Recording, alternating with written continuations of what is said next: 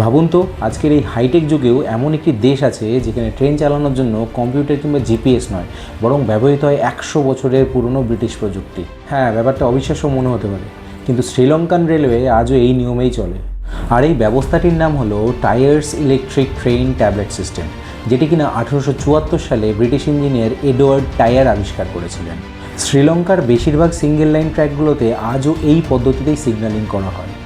এখানে সিগন্যাল মানে কোনো ট্রাফিক লাইট নয়, বরং একটি ধাতব গোল চাকতি যার নাম ট্যাবলেট। নিয়মটা কিন্তু খুব সহজ কিন্তু চমৎকার। কোনো স্টেশন মাস্টার যখন তার মেশিন থেকে একটি ট্যাবলেট বের করে, অর্থাৎ গোল চাকতি বের করে, তখন পরের স্টেশনে যে মেশিনটি আছে সেটি অটোমেটিক লক হয়ে যায়। স্টেশন মাস্টার ট্যাবলেটটি বের করে যে ট্রেনটি পাস করছে সেই ট্রেনের ড্রাইভারের হাতে ধরিয়ে দেন।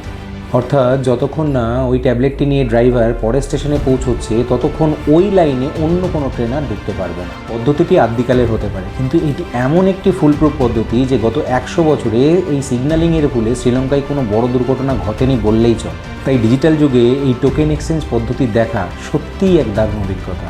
আধুনিকায়ন শুরু হলেও পর্যটকদের কাছে শ্রীলঙ্কান রেলওয়ের এই প্রাচীন ঐতিহ্যই কিন্তু বড় আকর্ষণ।